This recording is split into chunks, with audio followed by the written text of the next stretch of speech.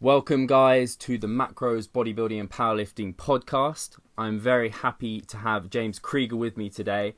And first of all, I just want to say thank you to everyone who has reviewed the podcast already. The reviews have been fantastic. Any more reviews would be very welcomed.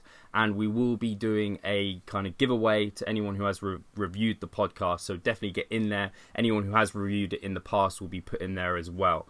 So without further ado, let's introduce James. So James Krieger is the founder of Weightology. If you haven't been on that website, on James's website, he's recently redone it and it's looking fantastic. The information on there is great. There's some free information on there.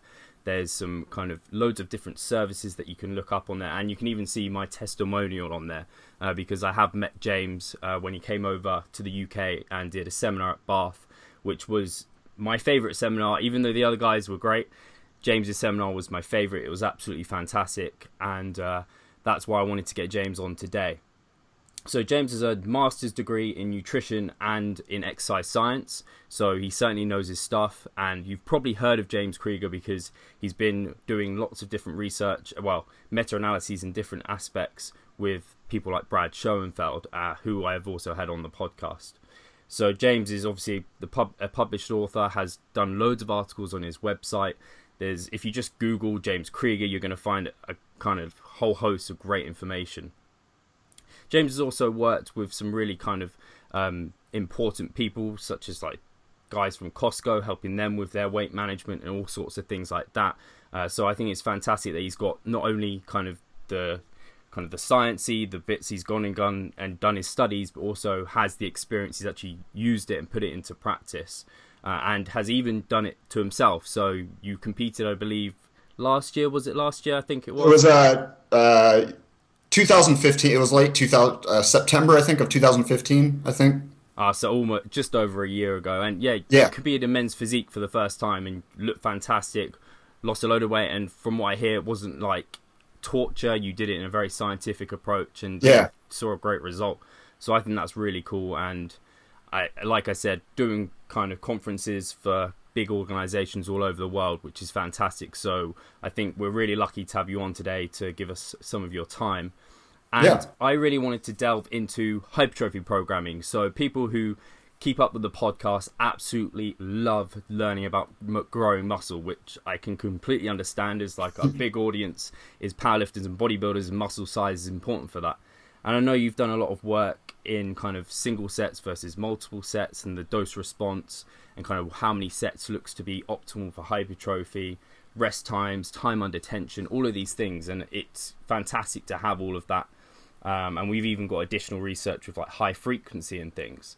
The first thing I wanted to maybe touch on is I actually remember having a conversation with you on Facebook a while back about your own training programming. So I wanted to kind of just touch on how did that go? Because I know it was quite high frequency. I think people might relate it to kind of Menno Henselman, his sort of approach, attacking body parts maybe like 4+ times a week. How did that go? How did you get on with that? Yeah, I eventually stopped training with that high of a frequency. What I found was I didn't really notice any better gains than when I had trained typically with maybe a 2 or 3 day per week frequency. And the other thing I noticed is, I'm 40, I just turned 43. So being in my early 40s, I was getting little joint issues and everything. Even though I was really making an effort to try to periodize my training and vary my repetition ranges and not, I was trying to be really careful. I was just getting all kinds of little issues that were cropping up. So it was obvious to me the really high frequency wasn't working for me. And when you actually delve further into the literature now, the idea behind really high frequency training kind of comes from this idea of muscle protein synthesis. So, when you train in the gym, you stimulate muscle protein synthesis, which is the process by which your muscles are building new tissue. And that starts basically immediately after your workout. I mean, some people talk about, your muscles need so many days to recover before they grow. And no, that's not true. Your muscles are growing right away, like right after your training session. And so the thought behind high frequency training was, in trained individuals, it's been observed that the length of the protein synthesis response doesn't last as long as people who are less trained. And so this idea that, if you're well trained, you need to train more frequently. You need to get those spikes in protein synthesis more often. And I kind of bought into that at the time, but now when you actually look at the research now, that idea was based off of what we would call mixed muscle protein synthesis. So your muscles have different types of protein, and mixed muscle protein synthesis includes all the protein that's in your muscle, including like mitochondrial proteins and things like that. Proteins that don't necessarily contribute to muscle size. And what we really care about is what we would consider myofibril protein synthesis, the actual things that actually make up the contractile tissue. And when you look at the time course for myofibril protein synthesis, it's actually about the same between trained and untrained subjects, which would actually call into question the idea of doing really high frequencies, even if you're a well-trained person. The difference between trained and untrained is just that the magnitude of the spike is not as high. There's a dampening of the response as you become more trained. But again, for myofibril synthesis, it seems that the time course is about the same. So this idea of training body parts 5-6 days per week, might be questionable, at least over a long period of time. There may be some value in doing it over an extremely short period, 2-3 weeks, something like that. Like a short-term overreaching type thing. But over an extended period of time, the data is not really supportive. And unfortunately, there's not a lot of good research.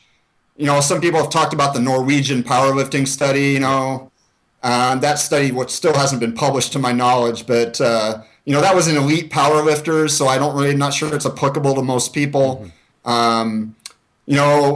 Then there's one study out there on female athletes that they did twice-a-day training, but it was volume equated, and they saw some increased gains there. But again, it was only a 3-week study, which would suggest again maybe there's a benefit to doing really high frequencies over just a short bursts of time occasionally. And then finally, there's really one other study. It was actually talked about in the Wernbaum, kind of that famous Wernbaum. It's not really a meta-analysis, but there was one, he looked at frequency, and there was one kind of outlier study that they were training like each body part, was it 6 or 12 days a week? I don't remember. It was or 12 times a week. I can't. It was a ridiculous amount. But when you look at the study, it was actually a vascular occlusion study.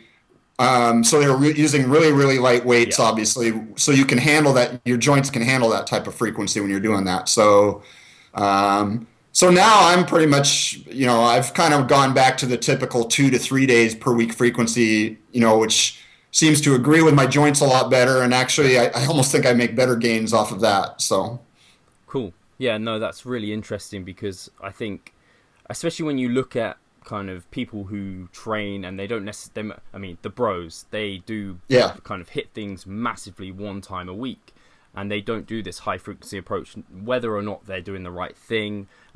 Often when they do try and bring up muscles, they try and hit them with higher frequencies, but I don't think they're ever going as many times a week as kind of 4+.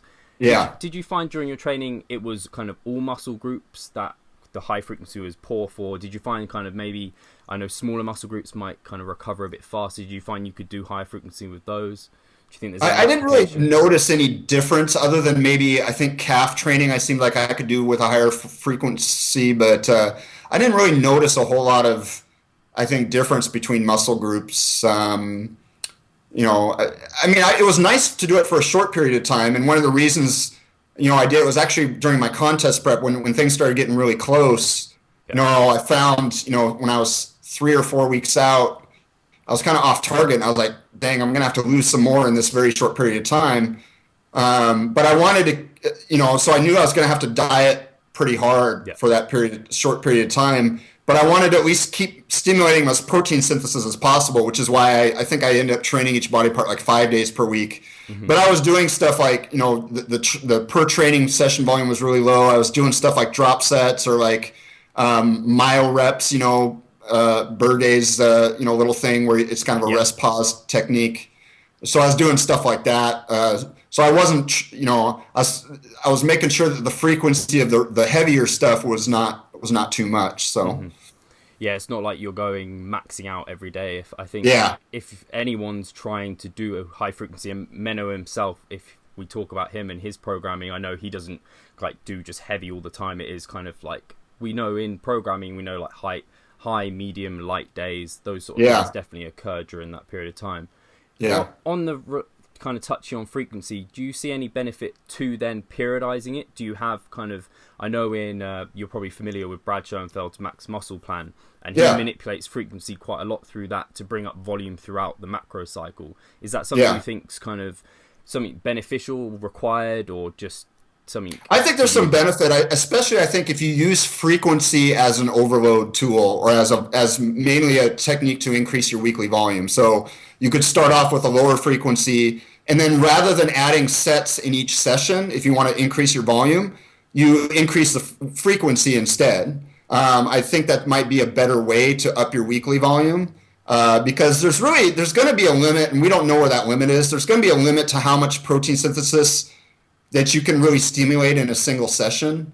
And so it would make sense, rather than just keep adding more and more sets in a session, to, if you're doing each body part, let's say twice per week, start going 3 times per week, and maybe just up your volume that way. And maybe even, just doing maybe kind of a volume ramp type thing where, and you use the frequency. And Jeremy Lenicky, they just published, I think it was just kind of a review paper on training frequency, and they kind of mentioned that too, using frequency as your tool to kind of up your weekly training volume, until you get, maybe, let's say, you build up to like a really short-term overreaching phase of 1 to 2 weeks where you're doing a really high frequency just for a really short period of time, so. Yeah, I really like that approach, because as we know from your studies, volume, and there's a dose response between volume and hypertrophy. As you increase volume, generally hypertrophy seems to increase for most people.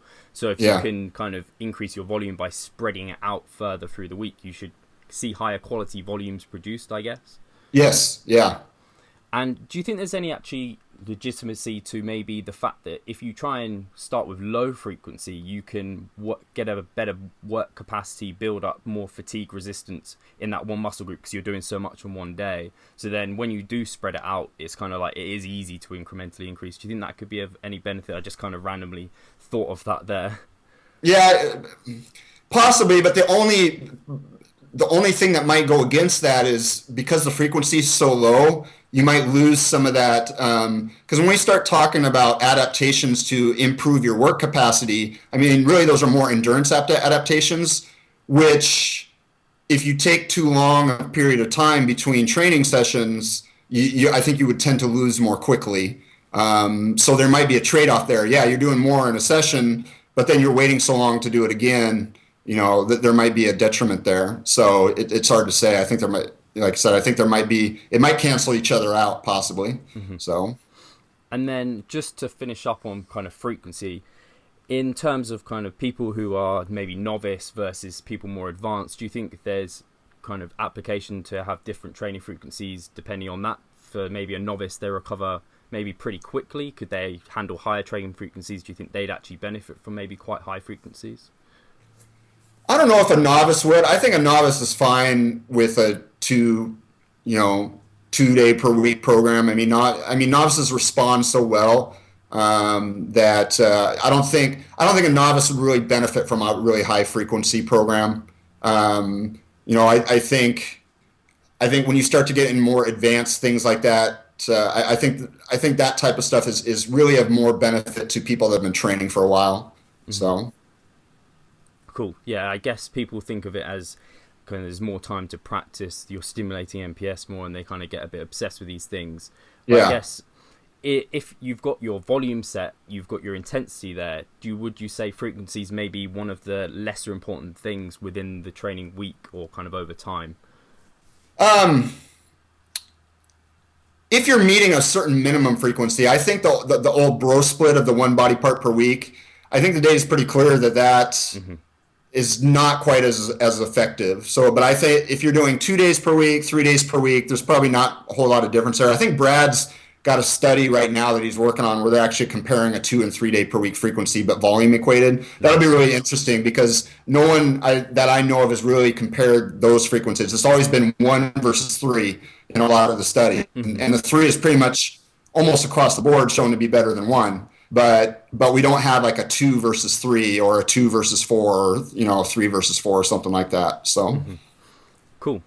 And on the kind of note of intensity and volume, if we were going to give out some kind of general recommendations, what sort of intensities would you tend to program for hypertrophy? Would there be, I know a wide range is very beneficial. Would you say there's benefit to focusing on a certain kind of rep range for any particular reason? I don't think there's any. I mean, I think the data is pretty clear. There's no specific hypertrophy rep range. So I think there's a lot of personal preference. Now, some people might argue, is there benefit to varying your repetition ranges? Possibly. There's not much data on that. I would say, if you're doing it in blocks, there's one study that was recently published where they alternated 2-week blocks of high rep and then low rep training. But they didn't. The hypertrophy was the same as the people that just did consistently low rep or consistently high rep. So there wasn't much of a benefit there. I do speculate there may be a benefit to varying your repetition ranges within the same training session. So using your moderately heavy weights at first to get some tension stimulus, and then following that up with more metabolic work. I think there may be some benefit there. But if you are interested in hypertrophy, I would say, just from a time efficiency standpoint, I mean, it's probably best to stick with at least the more moderate loads, because if you're training really heavy loads, 3 rep maxes, 4 rep maxes, things like that, it's a lot harder to get the volume. You got to do a lot more sets to get the volume in. And then there's, the stress on joint tissues and things like that.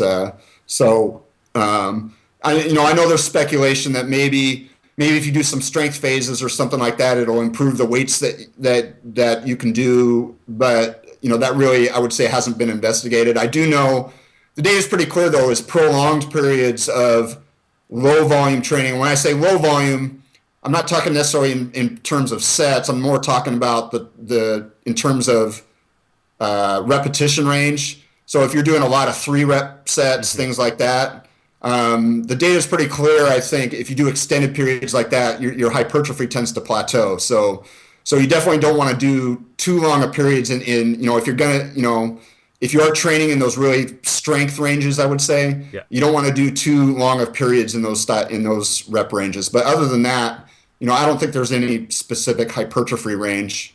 So cool. I think I spoke to Brad Schoenfeld on the podcast, and we spoke about how there is no hypertrophy rep range, and it's more, like you said, about an efficient rep range where the volume's high enough to kind of give that magnitude of a load on the bar to stress your muscles, but also it's not so much that the volume is so low that you're not really providing that obvious dose response with volume.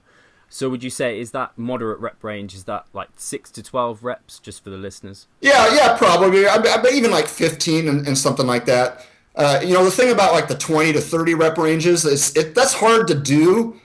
There's a certain practical aspect of this. I mean, you could get good hypertrophy from doing 20 to 30 reps to failure on everything, but I certainly don't want to be doing 20 to 30 reps to failure on squats or something like that. And Brad talked about his high rep study versus low rep study. Some of the subjects at first were throwing up, that were doing the 20 to 30 rep sets. So there's a certain practical element too of staying in that moderate repetition range. Just doing nothing but high rep sets just wipe you out. So again, there's even, ignoring any potential physiological benefit or hypertrophy benefit that may or may not exist. Again, it's kind of speculation at this point. Ignoring that, there is obviously a practical benefit to varying your repetition ranges, in that sense. So, and I guess maybe in a related sense, that's why the Myo reps by Bjorn Fratelli, probably didn't pronounce his name wrong, is quite nice, because you do have to do that one high rep set, but then it's short rest periods. Then you do the 3 to 5 reps, short rest periods. If people want to look that up, just search Myo reps. It will come right up in Google. So that's really interesting. And then, so we touched on intensity. Now, what about volume? I know you and Brad worked on your meta-analysis on kind of sets. What sort of, at first actually, how do you define volume? Because it's quite a difficult kind of thing to really theorize, because there's different kind of, if you do a Romanian deadlift versus a conventional deadlift, a sumo deadlift, they're all different exercises. How do you then equate a volume between that? Then there's kind of sets times reps, or sets times reps times load. How do you go about that, James? Yeah, that's a good question. I mean, there's volume load, which is what you just mentioned, sets times reps times load, but you can't compare different volume load across different exercises. And you also can't compare volume load even within the same exercise if you're doing radically different repetition ranges. So for example, again, there's Brad's study where, the one group did 20 to 30 reps to failure, and the other group did like 8 to 12 reps to failure.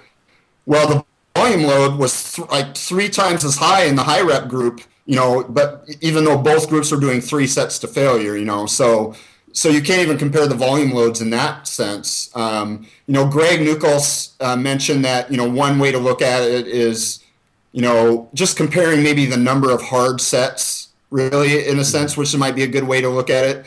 I think the only detriment to that is if your repetitions get too low, then, 3 sets of 3 reps to failure is not going to give you the hypertrophy benefit of 3 sets of 10 reps to failure, even though those are both 3 hard sets, really. But I think once you get past a certain repetition threshold, you can kind of compare maybe just the number of hard sets if you just think in terms of volume in that sense. And I think that's what's applicable to our meta-analysis, really. I mean, is really the number of hard sets or sets to failure or near failure really is kind of what our analysis kind of was looking at. And I guess even, like you said, Brad did that study where he compared the lower repetitions and then the higher repetitions, same number of sets, and the guys doing the higher repetitions saw more hypertrophy. When in your study you came to the conclusion that for the average trainee it was kind of 10 sets per muscle group per week was like the minimum amount, wasn't it? Yeah, it was to optimize hypertrophy. I mean, but again, I want to say that's again based on average, and you had mentioned the article I just did with Brett Contreras. These are based on averages. That doesn't mean everybody needs to be doing 10 plus sets per week. I mean, there's some people who respond very well to low volume programs and don't need to do that. And then there's other people who might need to be in the higher end, 15, 20 sets per week. So there's going to be a range. That just kind of gives you a starting point to start from, 10 weekly sets, which is not really a huge amount. I mean, if you're training a body part 3 days per week, that's, 3 to 4 sets each session, work set. So it's not, it's not a ridiculous amount of volume. So it's definitely doable for most people. But like I said, I mean, it's kind of interesting, me, myself right now, with relaunching my site and some other changes have been going on in my life, things have been really stressful. So I've had to cut back my training right now. I'm only doing 2 whole body workouts a week right now because that's all I've just been able to do.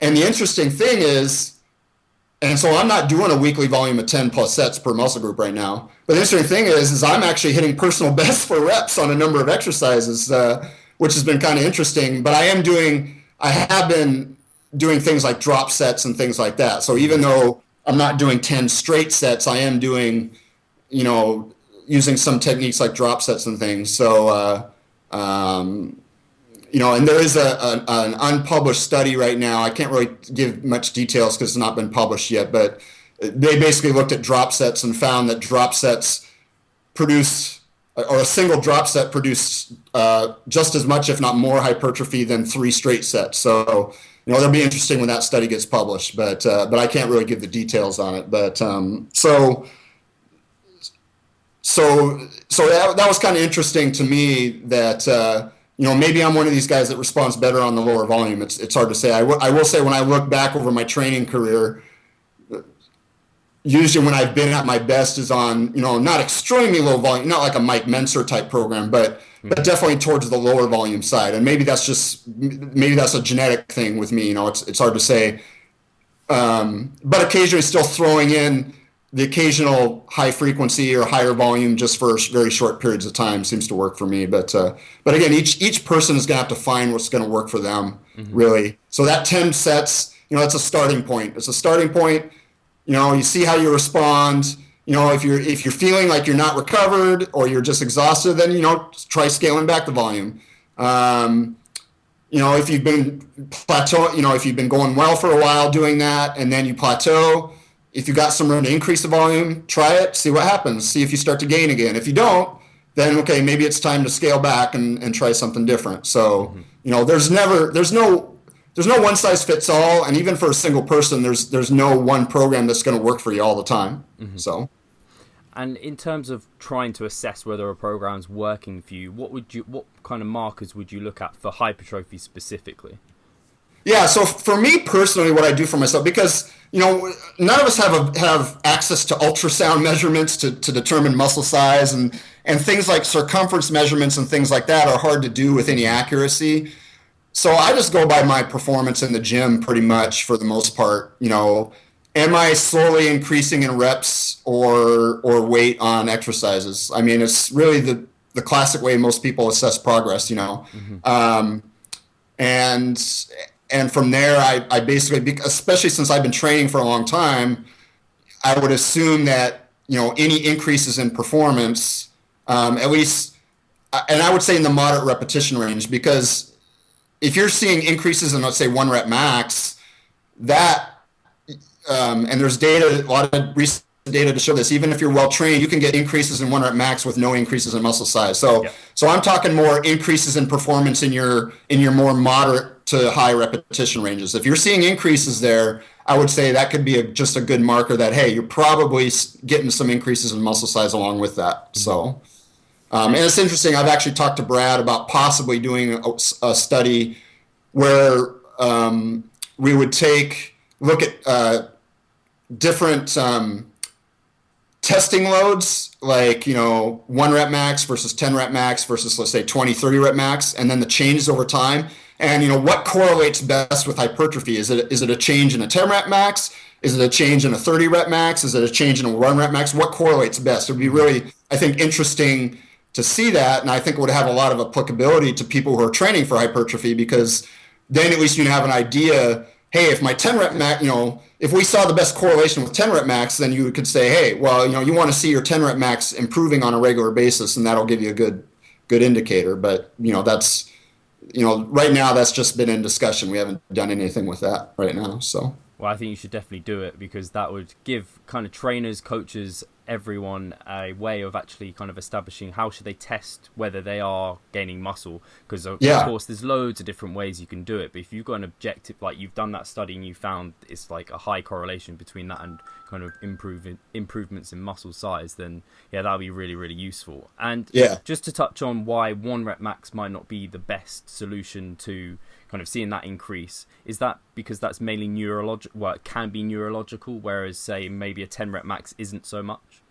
Yes, exactly. I mean, that's really it. There's the recent study by Jeremy Lenecke and others. They did daily 1 rep max testing, and they had people, their 1 rep max went up just doing a 1 rep max every day, but they had no increase in muscle size. And it was actually a fairly significant increase in 1 rep max too. So just practicing your 1 rep max, you can get an increase in 1 rep max performance. And so if you're training a lot in those low repetition ranges, you can get fairly nice increases in 1 rep max without any change in muscle size. And so I would say definitely the data, there's more and more data coming out now that is indicating that training for strength and training for size are really 2 different endeavors. Because there used to be the old adage is, hey, if you want to get bigger, you got to get stronger. And that, at least if we define strength in terms of max force production, it's not necessarily true. So I guess loads of people see that, and you already touched on it in terms of people doing strength phases to make themselves stronger for the kind of volume periods when they're attacking more hypertrophy. I guess I don't know if you weren't completely sure with it, and whether that was because I've spoken to Mike Israetel about it, and in the fact that when you are stronger and you can deal with more loads, your actual ability to then do as more volume is kind of cut back, because you're using a heavier weight that's more fatiguing, so then you consequently can't do as much. So not saying you should make yourself weak, but the fact that you're getting stronger might not necessarily be potentiating further hypertrophy. Do you think that's got any kind of truth? Yeah, I think there's some truth to that.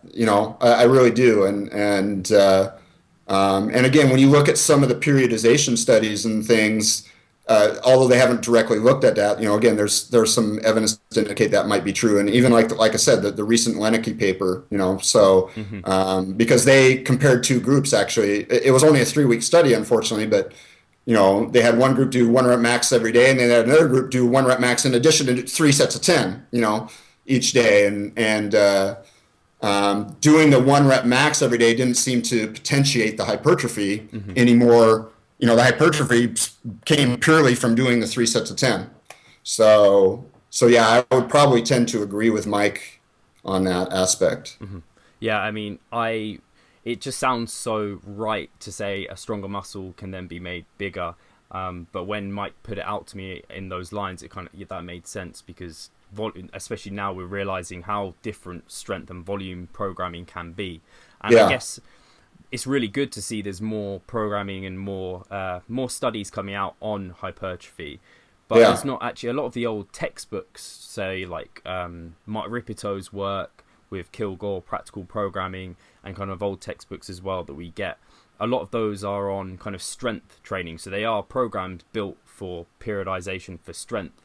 Do you think and I know Brad's book, the Max Muscle Plan, was like the first training plan that was actually specifically for muscle size, and it was set up a lot differently to these old textbooks that were specifically for strength. How do you kind of design your training programs, your macro cycles? What do you do for those? That's a good question.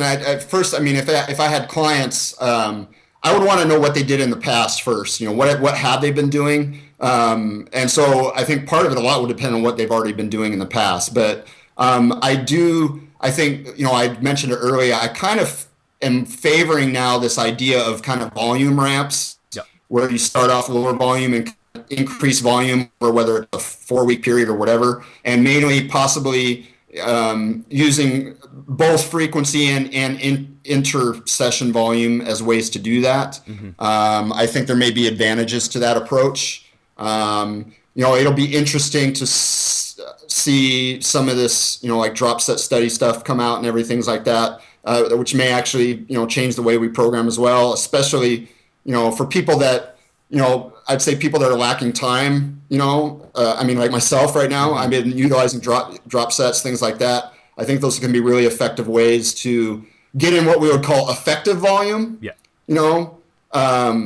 And I think, Berge, with his myo reps, that was kind of the same concept. He talked about effective volume, because, and what I mean by that, if, anyone who's listening who doesn't know what I mean by that is, let's say I'm doing, let's go back to Brad's study where he compared 3 sets of 10 to 3 sets of 30 to failure.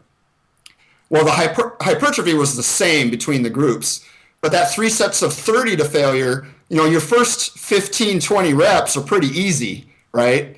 And so suddenly it's like the last 10 reps that what we would call the effective reps, because you've built up that fatigue, and now your body has to start recruiting additional fibers to try to continue to push that weight. But you've got to do that first 15 to 20 reps to get into those effective reps. And so, Berge, when he first came out with the myo reps, and then when we think of things like drop sets, those are possibly techniques to increase the number of effective reps without necessarily increasing the length of your training session. Because basically you're trying to use fatigue to your advantage from a fiber recruitment standpoint, things like that.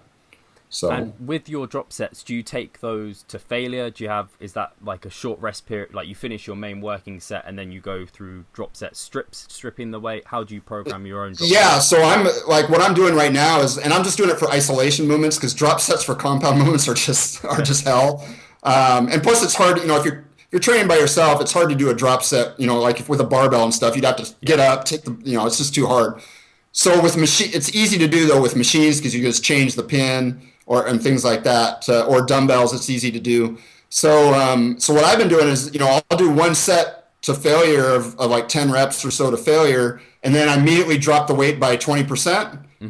So I'll be using 80% of the weight that I just did, and then I just do reps to failure again. And usually I can do around 4 reps to failure with a 20% drop. Then I do another 20% drop, and again, it's around 4 reps to failure. And then I do a third 20% drop, and again, it's usually around 4 4 or 5 reps to failure for that third 20% drop. And so right now that's been working really well for me. That basically the 1 set to failure with 3 20% drops after that. Mm-hmm. But again, I just do that for isolation movements, just from a practical perspective, and also since I'm doing whole body workouts, I don't want to be totally exhausted. If I was doing that with compound movements, I wouldn't be able to make it through the workout. Especially with the larger muscle groups, it'd be too exhausting. So. Yeah, definitely. That's exactly the way if I program drop sets. That's how I do it. I often find I had tried dropping by 10% and it was just such a small increment you could hardly actually get any reps out. So yeah, the 20% makes a good sense. When we're seeing the benefit of drop sets, what kind of pathway are you seeing this kind of the muscle pathway damage, kind of stress or kind of tension? What you think? That's a good question. And I've talked with Brad about this because it seems a little bit counterintuitive because, if anybody's familiar with Brad's work, and actually one of Brad's studies I was involved with regarding rest intervals and training, a lot of the data coming out now shows that it's better to rest for a long period of time between sets to get hypertrophy. Well, a drop set is essentially no rest training, right? I mean, you're just doing successive sets with no rest. So the question is, well, why would that be beneficial for hypertrophy? And I've talked with Brad about this, and our speculation is perhaps it has an effect similar to vascular occlusion. Right. So by keeping the tension on the muscle but continuing to go, you're number one, you're building a massive muscle pump, and it's continuing to occlude the blood vessels in the muscle tissue, and so perhaps it has an impact that's similar to vascular occlusion. But then when you rest, let's say you take like a 1 minute rest, you kind of lose some of that effect, but you're still fatigued from the last set. So then it interferes with your, it kind of interferes with the next set, right? And so then it affects your training volume. But then if you rest a really long period of time, you get enough rest and now the tension takes over. So that's kind of my thinking on why there might be a benefit to there, but that's purely speculation right now. But to me, that might be a mechanism behind how drop sets and also things like the myo reps. I know Berge is friends with Wernbaum, and I remember him writing, this is probably 10 years ago. I guess Wernbaum did some just informal data collection on the myo reps and said that it seemed to have some effects similar to vascular occlusion. So my guess is some of those types of techniques where you can try to continue to keep going, with the myo reps, it's obviously you take a really short rest and then you keep going, and then you take a really short rest and keep going, or a drop set, which is a little bit different. You keep going by decreasing the load every time. Perhaps there's a vascular occlusion-like effect. So, and I think that's what my thoughts on it were as well. Whenever I've done it, you do get a crazy pump, and that just made me think back to the kind of metabolic stress that Brad Schoenfeld had talked about even in his papers and in his books and everything. So the pump you get with myo reps, I mean, and some of the delayed onset muscle soreness I've had, some I've never had before, especially in like calves, isolation movement. I really like it for. I did some myo reps for calves one time. I'll never do it again because my calves were just so. I mean, like a week later, they were still so sore. I mean, it was just like. I mean, it just hurt to touch them. I was like, okay, that's a little bit too much muscle damage, that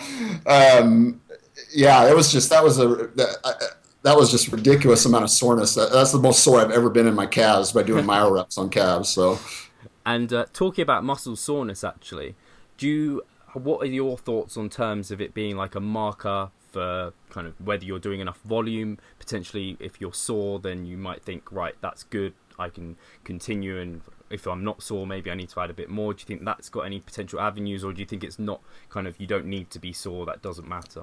No, I don't think you need to be sore. And in fact, I think there may be detriments to being too sore, at least. The reason I say that is because, and we know that really from some recent protein synthesis research. So the data shows, now actually was Stu Phillips, some of the work out of his lab, they looked at protein synthesis and whether it actually was related to muscle hypertrophy. And what they found is if you take a beginner, let's say, and you first put them on a weight training program, they get really sore and everything. Well, that protein synthesis that they are stimulating is all going just to repair muscle damage. It's actually not going to build new muscle tissue. Mm-hmm. And so that's why early on, the protein synthesis response doesn't necessarily correlate with increases in muscle size. But once you've been trained, let's say you've done 8-10 weeks of training and you're not really getting sore from your training, now the protein synthesis you're stimulating is actually correlating with muscle size. So the idea that you need to get sore to get bigger probably isn't true. And in fact, too much soreness might actually be a bad thing. I mean, because what that indicates is you've caused a lot of muscle damage, and now your body's got to spend all its resources just repairing that damage rather than actual building new tissue that adding on to the muscle tissue that's already there. So now that's not to say you don't want some muscle damage. The reason the evidence seems to indicate you at least want a little bit, but it doesn't necessarily need to get sore. But we know that exercises when you do an exercise through a full range of motion, you get better hypertrophy than a partial range of motion. And the reason for that would be because you're putting the muscle under more stretch, which is usually more damaging to the tissue. So obviously there is a component to having some muscle damage. So you want some muscle damage, you just don't want too much. I mean, if you want to cause yourself a lot of muscle damage, do a bunch of downhill running. That'll cause you a huge amount of muscle damage, a lot of soreness, but it's not going to be good for building your legs. So, so there seems to be a little bit of a sweet spot in terms of muscle damage, as far as if you're trying to get bigger. Yeah, you certainly don't want to be kind of the person who, I mean, everyone's been sore in their hamstrings after doing something like Romanian deadlifts, and you've done so many Romanian deadlifts that you can't then do them in your next session. And if that's cutting down the load you can use or the volumes you're producing, then we know that's not going to be a good thing. Yeah. Cool.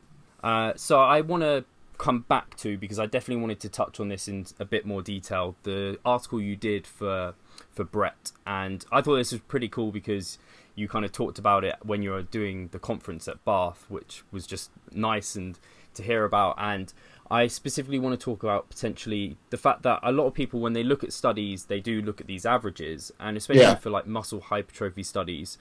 And there was even somewhere in some studies, people see kind of, I saw up to 20% growth, and then some people see actually negative growth. And obviously we see a middle picture as the people who don't go into the study itself. I wonder if you could just touch on that and maybe the role of maybe genetics and kind of the different things you've seen within studies.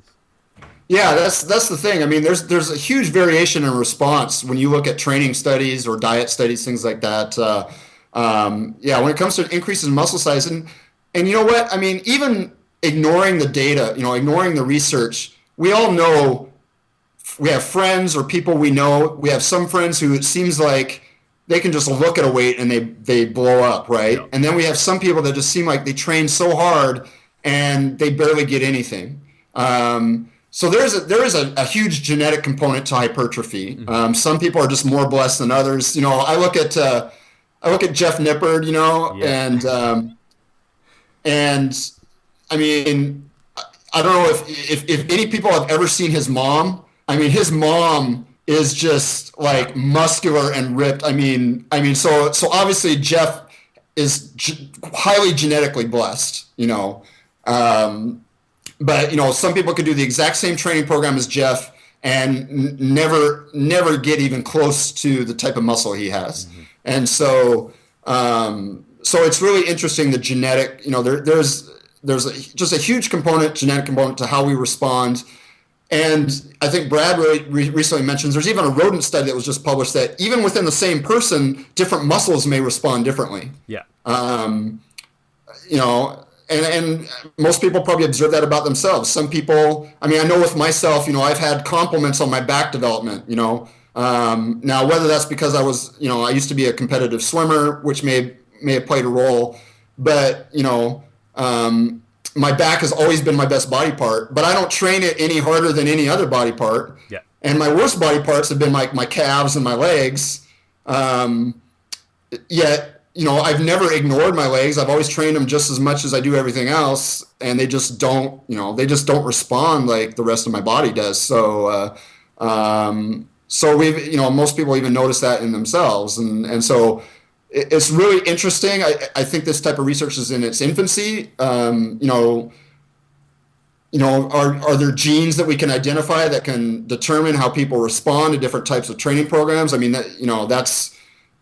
there's one or two studies out there like that, but there really needs to be a lot more work in that area. Because then you can start to get a better idea of, hey, are you a person that needs to do higher volume, or maybe you're a person that needs to do lower volume. You don't respond well to the higher volume stuff, so there's, there's so many factors at work there.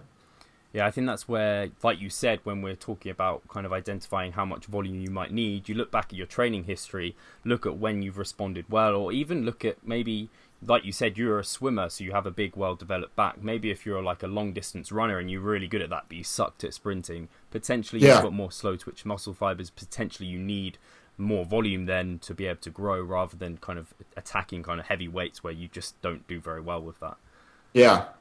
And I think I can completely concur, and it's eye-opening for someone who hasn't really thought about it before. When you talk about genetics, you talk about little things like the size of your bones, even like your wrists. If you've got smaller wrists, then your forearm's going to look bigger. If you've got small ankles, your calves will look bigger.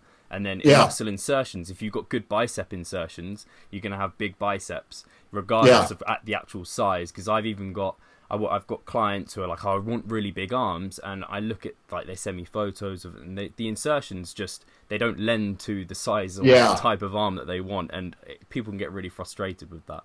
Yeah, that's the thing. It's like you can only be you can only enhance basically be a bigger version of you, really. I mean, I look at old pictures of me graduating from high school and stuff like that, and I just look like a bigger version of myself back then, really. I mean, I don't, I'm not radically different in my shape or anything like that. I'm just bigger.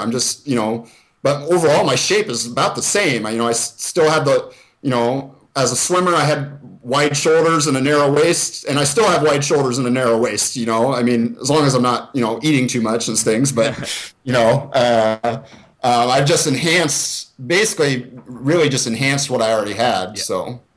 And that's the key thing people to take away, is you can enhance what you've got. You can definitely improve upon where you are, but you shouldn't necessarily correlate someone's kind of muscularity with their knowledge base, because, I mean, someone like Jeff, who is actually well educated, and that's why he's very big, but even if he wasn't necessarily that well educated, he'd probably say himself when he first started training, he was probably bigger than most guys, just from the fact he responded so well to just lifting. Yeah, that's the thing. Is like, I've seen some ridiculous arguments on Facebook and stuff where, or like people are, Brad is the most knowledgeable guy on hypertrophy out there, right? Yeah. But he's not a real big guy. He's not huge. But he has won bodybuilding shows. I mean, at his height and frame, he has a small frame, he's not very tall. And so, genetically, he's never going to be really huge, but that is not indicative of his knowledge base. I mean, like I said, he's the most knowledgeable guy on hypertrophy out there. And so, that's why you can't take, someone's appearance and equate it with their knowledge because of the huge role that genetics plays alone, so. Yeah, I think that's a fantastic point. And I think I'm going to round it up there for everyone, because I think we've kind of given a great insight into hypertrophy and especially the importance of individuality and the main takeaways from programming for hypertrophy. So I want to make sure people know how they can get more from you, James. And I think the best thing for them to do is probably, in my opinion, go to Weightology, and they can check out your membership, which is actually a really reasonable price. It's really, really great.